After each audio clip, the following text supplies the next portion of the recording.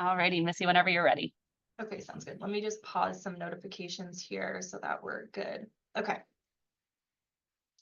All right. So like Abby mentioned, hi everyone, my name is Missy. I work in career services as one of the assistant directors of career readiness. I actually lead a team of peers in our department. I actually see a couple of them here on the call, so I'm really excited that they're here to be absorbing this information to then teach maybe those folks who didn't have an opportunity to be here with us live about how to use AI for career development. Okay. So the first question I want you all to think about, and if you feel comfortable, you can put it in the chat. How do you think AI can help you in your career development?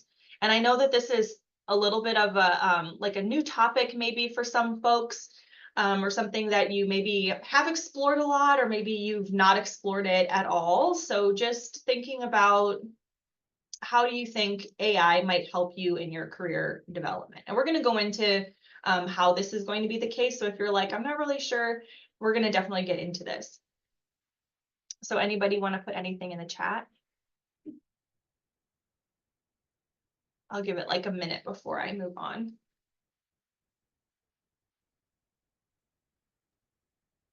Or if anybody's comfortable coming off mute, you're more than welcome to come off mute and share verbally as well. Yeah.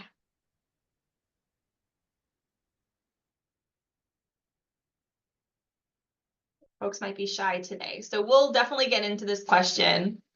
So here's a little brief about our agenda today. So we're going to go into what is AI, responsible uses of AI, a little bit of career exploration, how to use it in your resume and cover letters, how to use it for interview preparation, even some networking, and then conclusion. And Missy, we did get in the chat, somebody did say, I think I could help with rewording and revising my cover letter or CV or my resume, giving me feedback. Exactly. Indeed. We're definitely going to get there.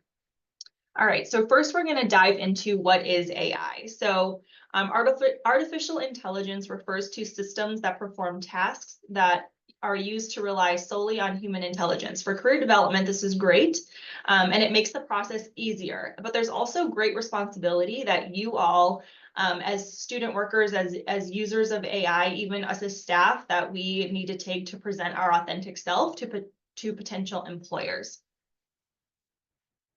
So here are some tools that career services here at ASU uses all the time to help students with career development. So Pathway U is a series of assessments that help recommend to students career paths that match their personality, interests, things like that.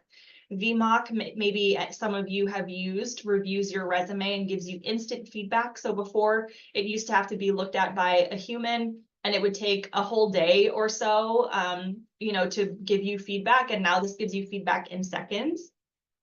Big Interview is a way for you to record your responses to interview questions. It also uses AI to make suggestions. So if you're like swinging in your chair, if you're playing with your hair, whatever it is that you're doing that might be distracting, it will tell you about that and then give you suggestions for how to improve. ChatGPT is probably the most popular one that most of us have used. We're going to go through some prompts as well that you can use in ChatGPT and on other platforms. So continue to do your own research and see which platform you like, and then you can use that. So how many people here, maybe in the chat, just put your favorite emoji, has used one or multiple of these AI tools already? So we got a few folks. Excellent. Yeah. We're going to go into each of these in a little bit more in depth as well. So now we're going to dive into responsible uses for AI. So this is ASU as a whole institution has a statement on artificial intelligence, and it says, as we embark on this exciting journey, it is imperative that we adhere to a set of principles and guidelines that align with our institutional values, federal regulations, and state laws. So there's the website right there. If you wanted to learn a little bit more about how ASU the guidelines that ASU has in place for AI, but our team definitely took this into consideration as we were putting together this presentation, and then as we were creating our own career services guidelines that I don't know if they're on our website yet, but if they're not, they're getting there. Okay, so here are some important reminders. So protect your privacy. So never ever, when you're using an AI tool, include your name or any personal identifying information like your social security number, your driver's license, any other kind of identifiable number when you're using ChatGPT or other systems outside of ASU. There is a way, and remind me if I don't go into it when we kind of flip back and forth from the platforms to set it so that it is a little bit more private. So you definitely want to make sure that you're doing that too. Review everything, every output that ChatGPT or another AI system gives you. Do not blindly accept the suggestions or copy and paste them directly out of the system. Use your own critical thinking and make edits. We always say that AI is a tool to assist you in enhancing your resume, cover letter, your papers, whatever it is you're using AI for, not as a tool to create. So you definitely want to be using it as a way to improve, not to create your material. So always start original with your own content and ask for reviews and suggestions. This will help you stand out above other candidates and avoid misrepresentation of your qualifications. And I can tell you as a hiring manager, and I did a lot of hiring for student workers over the last year, we can tell when students use ChatGPT versus when they actually are writing their cover letters or writing their resumes. And there are always misrepresentations when folks use ChatGPT to create rather than to enhance. So AI makes mistakes. Be aware that AI is not perfect. It is imperative that you proofread anything that is generated by AI. Check for truth, accuracy, and context. And dishonesty in your application materials will immediately disqualify you for opportunities, and then the employer won't trust you. So we had this happen quite a bit when I was hiring for both peers and for management interns. Where students would say that they have career coaching experience or career development experience, and they didn't. You know, they never worked in a career center before. They never had that, but it said it in their cover letter, which to me meant that AI generated their cover letter. So make sure that you're double checking for that. So now, any questions on that? Just like the ethical uses of AI and using it to enhance your documents. And now we're going to go into the individual programs that we offer through career services, and then also how you can use those platforms that we offer in conjunction with platforms like ChatGPT.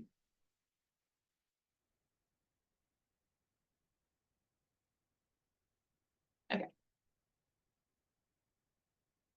So Pathway U. So here is a QR code to get to Pathway U. If you haven't used Pathway U, whether you're a first-year student or you're graduating this fall, Pathway U is a really great resource for you to use and assess your strengths and interests. And what's cool is it gives you, it outputs for you, and as staff like Abby and Amanda, if you wanted to do Pathway U, like as staff, you can do this as well. So feel free to go in there, play around, see what opportunities might fit your strengths and interests. And it could be surprising. It could be something that maybe you've never ever thought of before for a career, or maybe it's something that you've always known that has interested you. So take a look at Pathway U, see what happens there. So you can see there are 4 different areas. So your interests, values, personality, and workplace preferences, and it shows you your primary interests. It tells you like what areas you thrive in. Like this one highlights the social primary interest. And so it says you thrive in roles that directly help people. You like to promote people's learning and personal development. You probably really enjoy communicating, counseling, teaching, advising, being of service to people. And then it says career examples: medical assistant, professor, physical therapist, counselor. So those are just ideas, right? You're not tied to just these ideas. There might be jobs that don't even exist now that will exist when you're graduating. And so maybe one of these, maybe a job that doesn't even exist right now is your dream, right? Is the exact perfect fit. There are many job opportunities that are available today that did not exist when I was in college. So you never know what might happen. And so on the other side of this slide, generating job titles, there are prompts. So these prompts are what would go into ChatGPT or an AI software. So you can ask ChatGPT, like after you go through Pathway U, right, you have these interests, values, personality, workplace preferences. Generate a list of job titles with descriptions that could be a good fit for me based on my interests of social and investigative, my values of achievement and working conditions, my personality of agreeableness and honesty, and my workplace preferences of collaboration and recognition. So that could give you a ton of information to kind of go through, and you can cross-reference it, right? Like you can look and see what did Pathway U output for you and what did ChatGPT output for you. So if any of you all have these things, I invite you to put it into ChatGPT right now and see what happens. Actually, I'll do that. I'll do it with you. So we'll use this one. So I have my, you can see my ChatGPT, right? Okay. So you can say, generate a list of job titles, I think it said. Job titles with descriptions. So the more detailed you are in the prompt, the better the output will be that ChatGPT will give you. And short descriptions. That could be a good fit. Oh, thank you. Based on, yeah.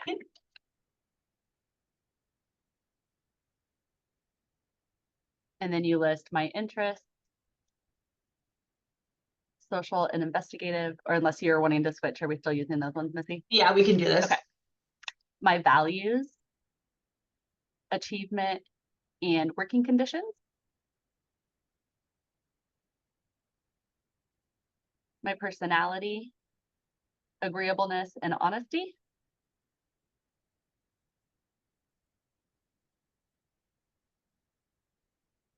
And my workplace preferences, collaboration, and recognition.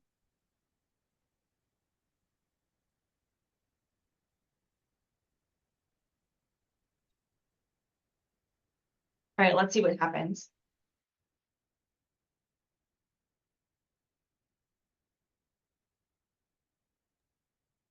Oh shoot, it's even telling you why it fits. Yeah.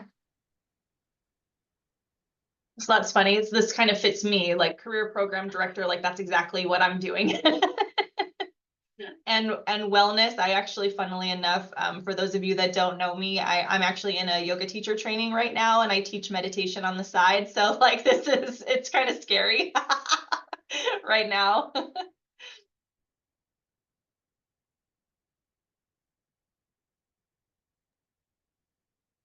This does seem like a good fit for you, Missy.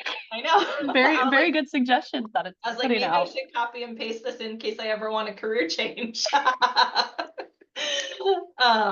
So these are really good things to kind of sit with, to go through. What I like to do sometimes when I get these outputs, especially if I'm just looking to do research in the moment, like I don't want to dig in too deep into any of these things in this moment, right? I might copy and paste these into a Word doc and know that I can go back through and like ask ChatGPT more questions about each of these opportunities that could be available. If you're really interested in one, you might, because a lot of companies call the same job by a different title. So maybe I'm interested in being a talent acquisition specialist. I might ask ChatGPT, what are some other job titles for talent acquisition specialist? And it will output to me ways that other companies may be advertising a talent acquisition specialist or something very similar to that. So this is a really great starting point, right? So let's go back to this. So prompting deeper into the output, there's also other prompts, like when you find your outputs on, on Pathway U, you might see something that's interesting to you, like the physical therapist or medical assistant. Could you suggest other job titles with this description, right? That also might interest me. Follow up, thank you. Can you broaden this list to include positions outside of the healthcare field? So that could be really helpful as well. I'm going to kind of keep this view for a little bit, so hopefully everybody can see it just fine, just because I am going to be toggling between ChatGPT and the PowerPoint. So then you kind of start digging in a little bit deeper into job title and industry research. So now that you've used Pathway U, if folks have ever used Job Market Insights, that's also a really great tool to use to kind of do some research in these areas. Recognizing that all of these softwares have limitations, and we're going to go into that a little bit later, but this is not going to necessarily be an all-encompassing list of all of the careers that could align with you, but it's going to be a really good place for you to start. So once you use Pathway U and Job Market Insights, then take it to ChatGPT like we did in our example to elevate this knowledge of the industry. Create these prompts. Like the typical career path of a blank, day in the life of a insert job title. And maybe you could even specify by region of the country or years in the profession. Identify educations, licensure, or certifications for those in blank industry. This could be really helpful, especially for those of you who might be interested in going to graduate school, or who might be, or maybe for those of you who don't want to continue education, right? And you're like, I am so done with school. Like, what are some job opportunities that require a bachelor's degree? That could be a really good and insightful, because if you want to be a counselor and you find out that like you have to have a master's degree to be a licensed professional counselor, and you have zero intention of going to get a master's degree, you either need to get over that and like go to get a master's degree or okay, maybe I don't want to do that right now. What can I do in the interim, right? And then maybe you'd ask ChatGPT that question. Compare and contrast roles and industries. Keep informed about key trends, challenges, and opportunities for growth in XYZ industry or field. Identify companies or organizations in this region. Find ways to test my fit with, insert roles. So you can put like, even if you didn't take this assessment, if I wanted to, I probably would get a similar output to what ChatGPT gave me. If I was like, I have worked in career services for over a decade in higher education. I'm wanting to transition into health and wellness, maybe at a hospital, maybe at a wellness center, maybe, but whatever the case may be. Like, what are the top companies in Maricopa County in Arizona, and it will output and tell me, or what are in like Tempe, Mesa, Gilbert, Chandler area, like what does that look like? And it will tell you literally what all of those things are. So hopefully you're doing a little bit of digging on your own and kind of getting excited about looking through this. Okay, I see a question. If an employer asks how we found their position, would it be appropriate to disclose that AI assisted us? I would be honest and say, I would say an internet search. I don't know if I would necessarily say like ChatGPT or AI, because some people have varying levels of comfortability with AI. So I would be a little bit discreet in that, but if the job is tech heavy and they're looking for someone who is who knows how to use AI and who is familiar, then absolutely, I would say I used ChatGPT or Meta or whatever. You can see I have ChatGPT and Meta up, just to use, maybe use Gemini, whatever it was. Maybe you do some research and see what the company uses that you're going into, and then try to use that, to access it. I would probably say an internet search at that point if you don't know how they feel about AI. But yeah, you're welcome. Okay. So now we can do this activity if you wanted. So maybe someone in the chat, let me know 2 different roles that you might be interested in. So somebody, or come off mute and let me know 2 different positions, or maybe even 2 different industries that you might be interested in going into, either for your internship or for post-graduation. I'd rather use your examples than mine. Data analysis. Okay, what's another one?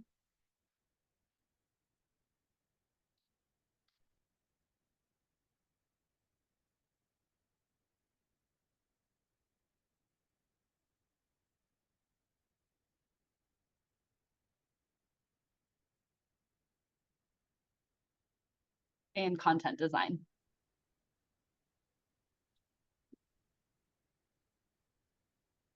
And then we also have another example too, Missy, when we're done with this one, if you wouldn't mind doing one more too. Yeah, totally.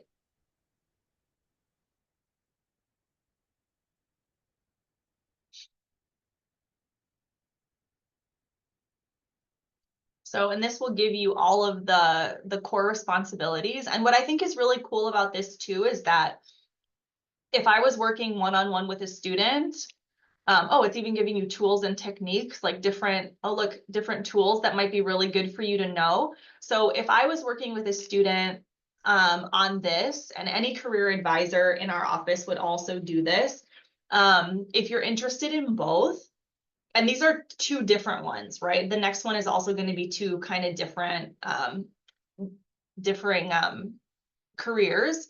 You can kind of look and see, you know, what's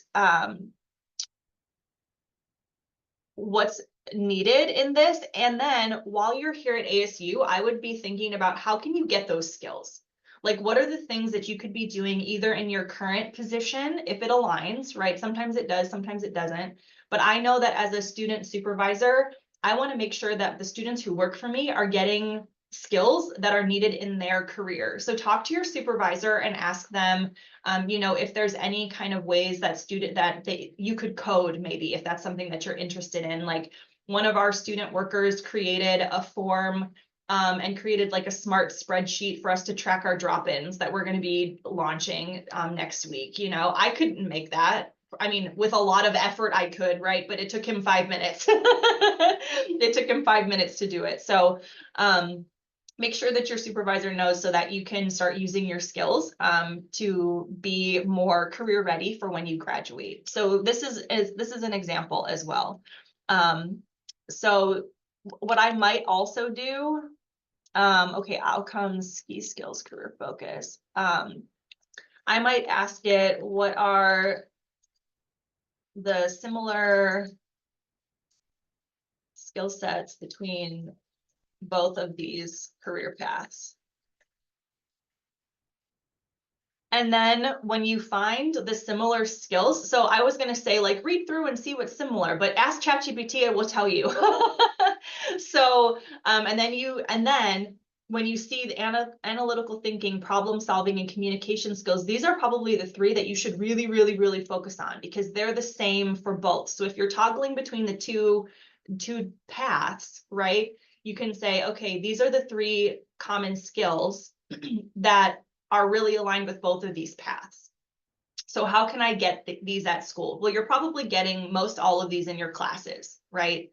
But how can you be better at communication in your role on campus? How could you be better at problem solving in your role on campus? Like, if you see something not going well, like if one of my students had come to me and said, hey, Missy, I think this drop-in situation is a little bit wonky. Can I talk through with you some ideas on how we could improve it? Fantastic. Let's hear it. How can we improve these processes? You know, tell me, and then we can figure it out. That's all three of these, right? Like, that one example is gaining all three of these skill sets. So while it's not necessarily related to coding or data analysis, you're gathering information and telling your supervisor how to improve processes. And that's a huge skill that all employers would want, regardless of what the job title is. Okay, so now let's do the next example. So what was the first prompt? I'll just copy and paste it. While Missy is getting this next one ready, I just wanted to echo too, in the sense of, talk with your supervisors, and if there's a specific project or a topic of a project that you're wanting to work on, or a specific area you're wanting to get some more exposure or experience in, I heavily encourage you just to talk with your supervisor, because you never know what might be in the work on your team or in your department that you might be able to help out on, or at least shadow and get a better idea of. Yeah, completely agree.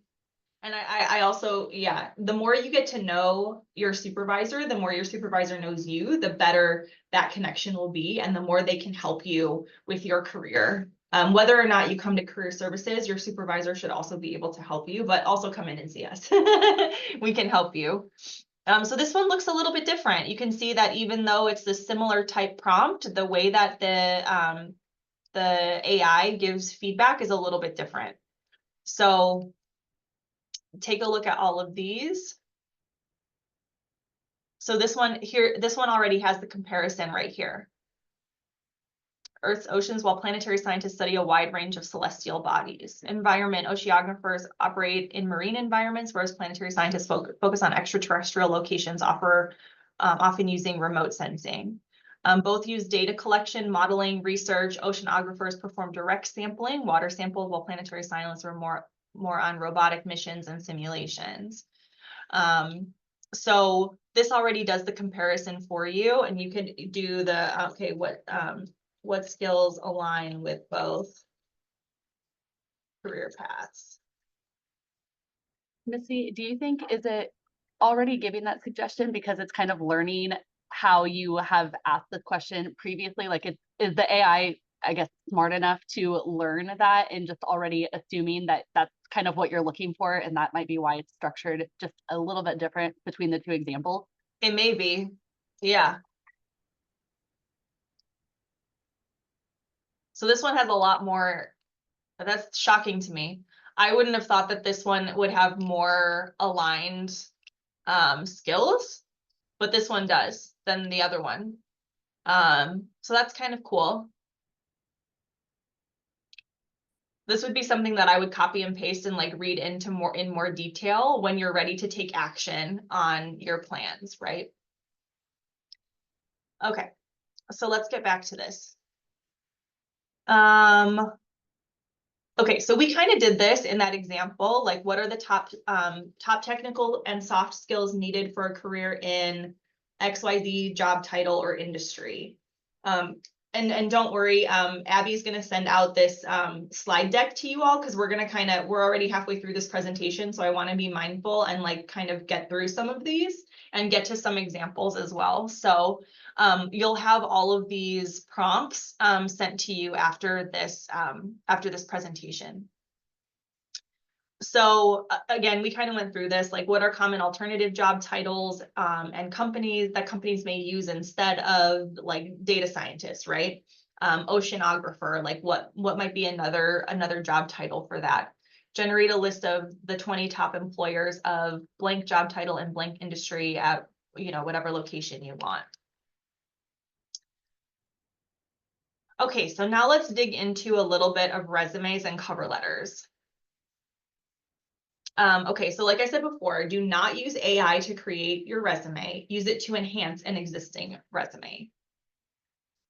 So here's what you could do. Use AI to check your current resume for spelling or grammar mistakes. Use it to turn a list of tasks into an accomplishment statement. So like if you're a barista at Starbucks, like, you can put in the prompt of like what you would say, like assisted customers, like made drinks in a fast-paced environment, like coffee drinks in a fast-paced environment. Like, what's a good accomplishment? Well, let's ask ChatGPT. Let's see what it says. What's a good accomplishment statement for barista at Starbucks?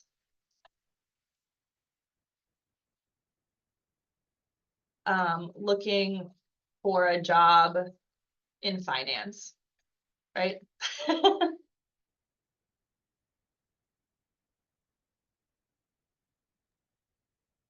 I think this prompt in itself, Missy, is a great one to have because oftentimes, and I even heard it when I was a student worker, and I may have said it myself as a student worker in the sense of, well, I'm just a front desk aide. How is this going to help me with my future career? This is a great way to help me. How is this part-time position in relation to my future career in finance?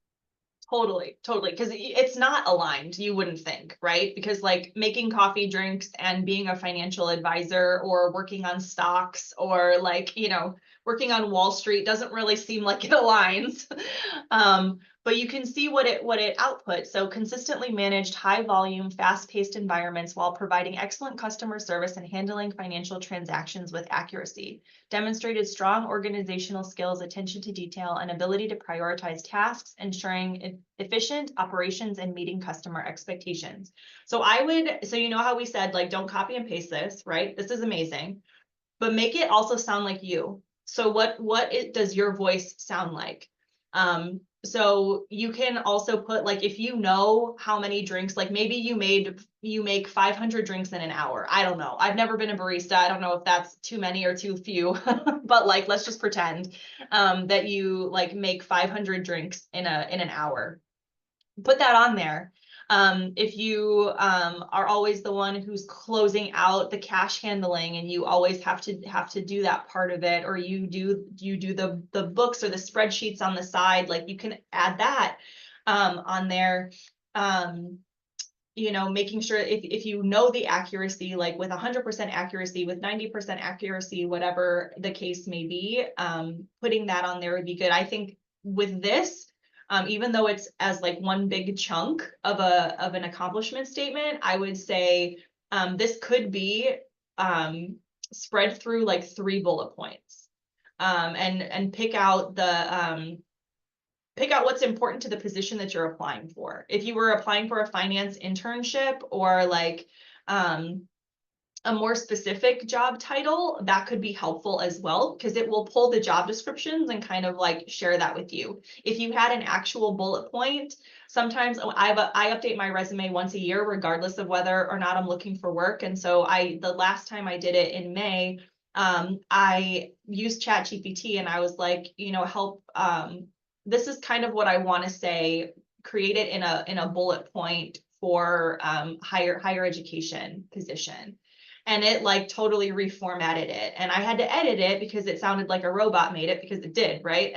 So I had to re-edit it, but it was really helpful. And I didn't have to think about how to say it. I just said it. Or like, this is what's an action verb I can use that aligns with X, Y, and Z. And then it tells you what that action verb could be, which I think is really helpful. Okay, so draft, customize, we already kind of went through that. So here's some prompts. This one is about like putting your whole resume in there. I wouldn't necessarily recommend that. I like doing it like section by section. So like I might input my job description for my assistant director position or for my career advisor position or like a previous position and say, like, you know, what are some action verbs that align with the director of a career center? Let's say if that's what I was applying for. How could I be more competitive in that? How could I add data to this? How could I add, like when I'm looking at the job description, I'm seeing what the employer is wanting, right? And so I can share that information. So this will tell you by like, you absolutely can insert your current resume if you wanted. I wouldn't necessarily recommend that, but you absolutely could if you wanted to. Here, can you add more detail to my work experience section about my responsibilities as a student worker, specifically my experience with customer service? So here it is. It's giving you some information here about how to do that. Efficiently managed an average of 50+ inbound calls daily, ensuring prompt and professional responses to client inquiries. That sounds awesome, right? Like, and the student would probably put answered phones. How many of you answer phones? Write this down. Because this is way better. As much as you can quantify. Accurately input and maintain client information for over 200 records per week. Hint, my student workers, like we do a lot of data entry, like put this on your resume, like you're accurately inputting, you're researching folks. My students are researching folks on LinkedIn to see where they get jobs after graduation so that we can like enter that into a spreadsheet for our data purposes. So yeah, it can give you some ideas, like you can put in your daily tasks, right? Like, here are my daily tasks, help me make them into bullet accomplishment statements for my resume, and it will help. It will help you do that. So absolutely, go back to slide 22. Okay, so VMock. So some of you all said that maybe you've used VMock before to help you update your resume. So you'll get instant feedback from VMock about this. I would say use VMock in conjunction with a ChatGPT, a Meta AI, a Gemini, whatever it is that you're using. And then the same thing can be done with your cover letter. So I do this sometimes when I'm like, can you make this sound a little bit more professional? Or can you, like, how do I make this sound a little bit more data centric, or whatever the case may be? So your cover letter is to highlight your interest in the position and highlight your most relevant qualifications through examples. So a lot of times I see students, I could do like a whole hour conversation on cover letters, so I'll just be very brief here. Your cover letter is a way for you to tell your professional story. So where your resume shows like a reverse chronological order of your work history, your cover letter is you being able to tell your story. You being able to expand and to prove to the employer that you have the skills necessary to do the job. So you don't want to regurgitate everything that you have on your resume. You want to speak in detail on the skills that the employer is looking for. So if you need help with cover letters, come into Career Services, we can help you. Because cover letters are hard. Like every time I apply for a job, I spend like 2 hours on my cover letter, I'm not gonna lie. So it is a little bit intense, but it definitely can make or break. Like when I'm hiring, I absolutely read everybody's cover letter, and if I don't see genuine interest in the position on my team, I'm not going to hire you. Like I want to see, why do you want to work here, Abby? I also just wanted to do a little plug too, in the sense Missy mentioned telling your story. Storytelling is huge, especially as you are trying to apply for a new job, and using stories to help your, impression during interviews. And it just wanted to make a note that Work Plus, we do offer online modules in Canvas. There's sections specifically to help you craft out your professional story and reflect on the different experiences that you've had here at ASU. So if that's something of interest, if you're not utilizing those and you'd like to, please feel free to reach out to me or the Work Plus website, whatever works best for you guys. But absolutely another great tool to help you with your cover letter.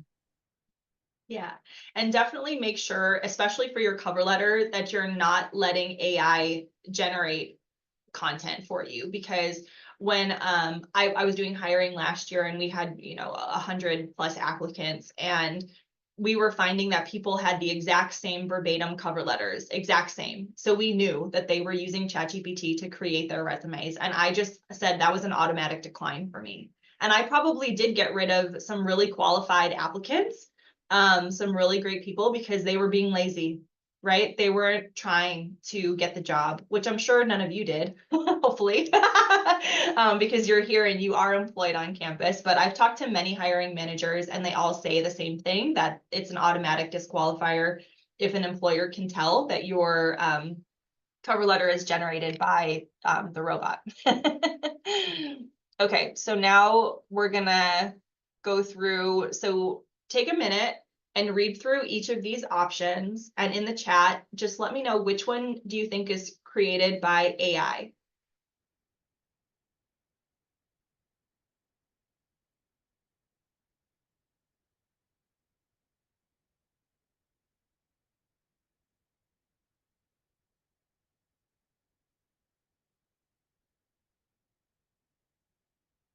And just put it in the chat, A or B. We're guessing the one that was created by AI.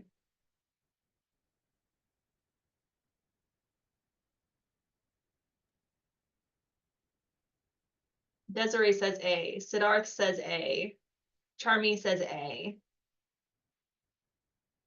Anybody else? Cecilia says A. Kaden says B. Sarah says B. Sarah says, lots of Sarahs. A. Who else?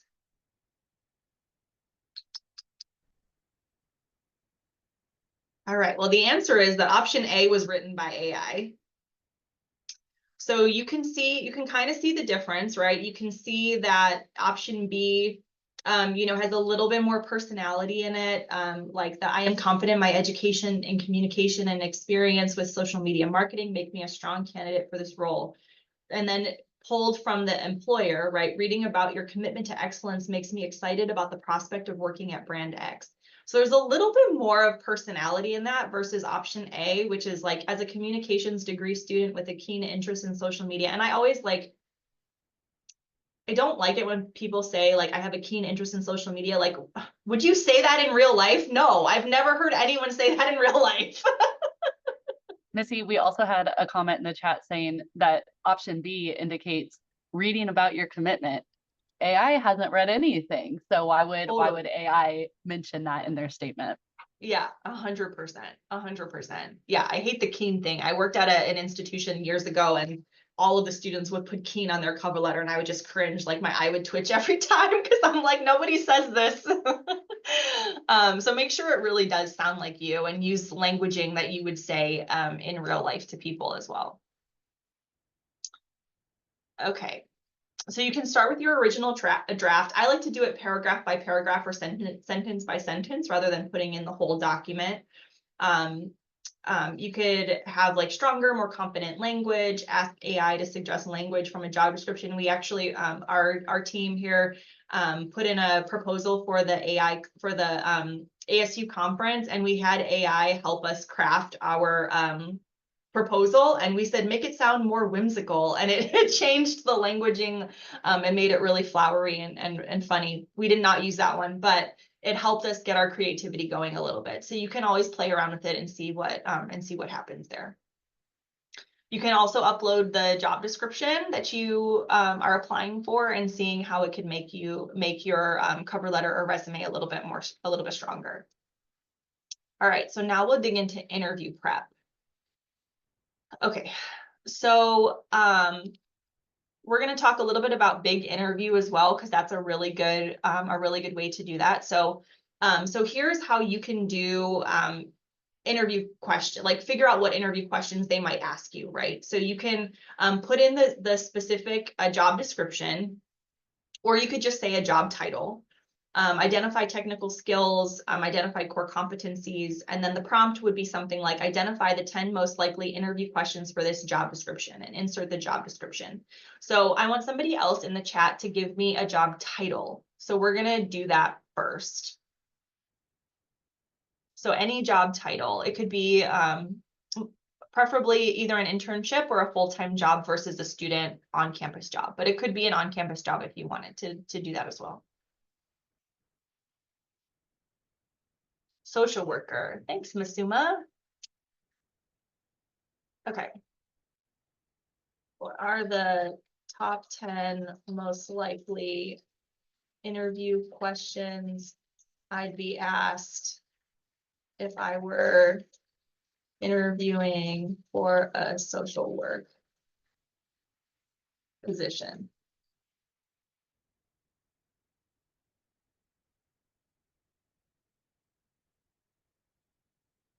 And it even gives you a little bit of context there. So employers want to know your motivation and passion for helping others. How do you handle high stress situations, particularly when dealing with difficult clients? Social work can be emotionally demanding, so interviewers want to assess your coping mechanisms. Can you provide an example of a time when you had to advocate for a client? Advocacy is a key part of social work, and they want to see how you represent clients' interests. How do you approach cultural sensitivity issues with clients from diverse backgrounds? This explores your cultural competence and sensitivity. So these are all really great, I think, challenging questions, right? How do you manage your time and prioritize your caseload efficiently? Social workers often juggle multiple cases, so time management is critical. So these are all really great questions, I think, for anybody to know. Like, it's making me a little sweaty just kind of thinking about answering these questions. But these are also questions that you'd have to know were you to go into a social work environment.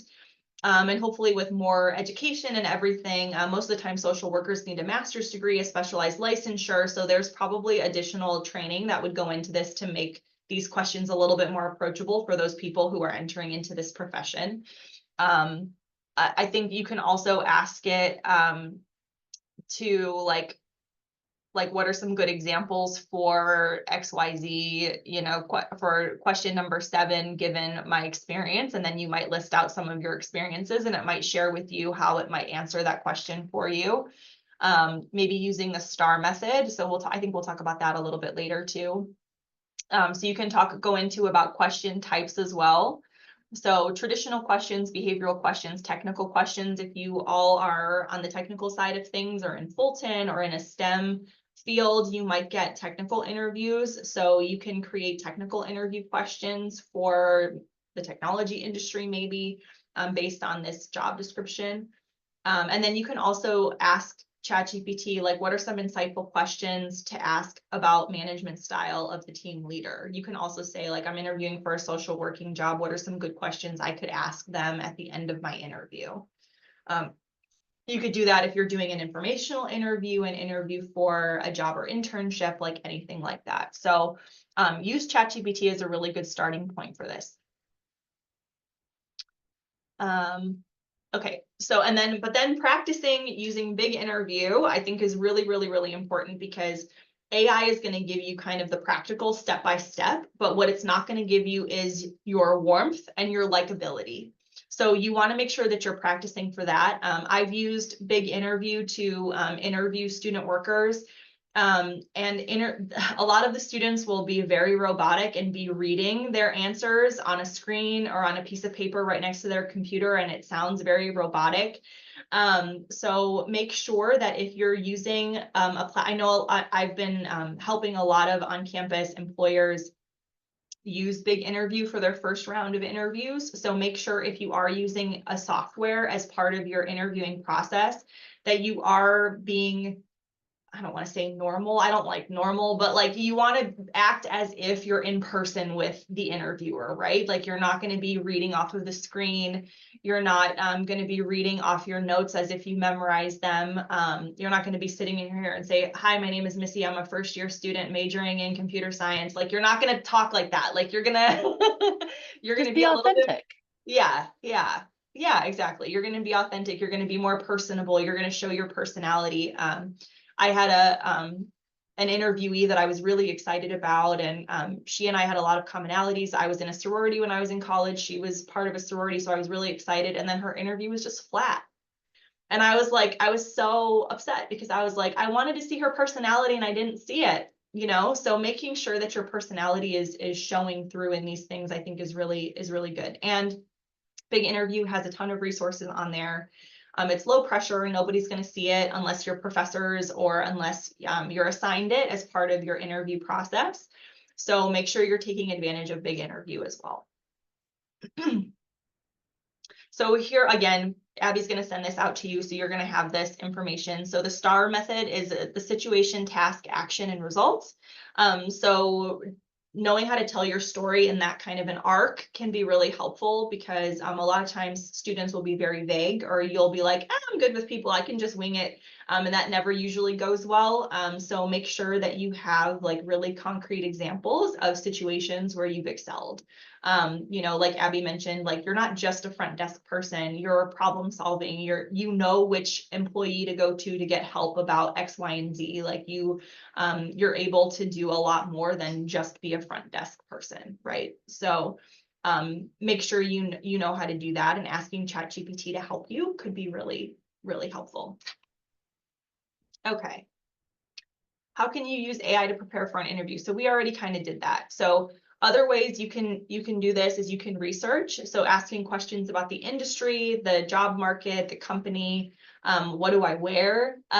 You can get that on ChatGPT, get advice on appropriate attire because it might be different, right? Like if you show up in a full-on suit at a tech company, it might not push you in the best light, unless you versus like going to an interview in a financial services company or a consulting firm that tend to be a little bit more traditional in the sense of jobs, that wearing a full-on suit is probably going to look better in that case versus at a tech company where everybody's wearing jeans and hoodies, right? So don't wear jeans and hoodies to your interview, but you don't want to be like too dressed up for that as well, right? You can gain confidence by using some of these prompts that we've talked about and getting some examples of how to answer these questions could be really great. Know the setting of your interview. So is it in person, over the phone, virtual? Ask how to best prepare for that setting. So like if you're doing a big interview type of interview, or if you're doing something virtual, you want to make sure that you have really good lighting. You want to, like all of these things that you might not think about, or the height of your camera so that you're not looking down or looking so far up. Those kinds of little things that you may not think about are if you don't ask the ChatGPT or any other AI platform. Okay, so I think I might stop there because you guys will get this. And so like networking we're gonna go into a little bit more networking here, but I want to make sure that we have 5 minutes left. And so there's a lot, there's a lot more slides that I'm not going to get through. So you all will get this. So feel free to go through all of this. Oh, one thing I did want to talk about was limitations. So just really quickly, if you have any questions, put them in the chat. Just kind of be listening to this on the side. So AI and ChatGPT can have inherent biases from data that they are trained on. So again, start with your original content. Always verify what's coming through there. Make sure that you're also searching multiple sources to see what's going on. The information on AI is as good as the data that ChatGPT and others have access to. So its current data only has loaded to January 2022, so that's almost 2 years old at this point. So there might be more information out there that you can cross-reference. Privacy. Oh, that was one thing I wanted to show you guys. So here on ChatGPT, where might it be? I think it's here. So when you click on your little avatar here, if you go to settings, okay, let me see, where is this now? I think it's security. Man, I should have looked this up before. Is it in the data controls? Maybe. Oh, here we go. Improve the model for everyone is off. So if this is on, it means that ChatGPT is learning from all of the information that you're putting into it, which seems like a good thing, right? But it's also not that great for privacy. So making sure that this is off so that all of your information is a little bit more, it's not that private, but it's more private than if you had this on. So make sure that you do that. So that's under settings, data controls, and then click improve the model for everyone off. Okay. And then it also lacks connection. So it lacks emotional intelligence and empathy that are inherent for social interactions. Yeah, so make sure that you use it as a supplement rather than taking over for your connecting with others. So again, here's some do's and don'ts real quick. And then we have a quick little survey if you wouldn't mind doing that for us. We would love any kind of feedback. And then if there are any questions, please put it in the chat now. We have 3 minutes left. I wanted to have like 5 to 10 minutes, but that's okay. We had a lot of information to get through, and we were very thorough, and our team that helped create this this PowerPoint. So.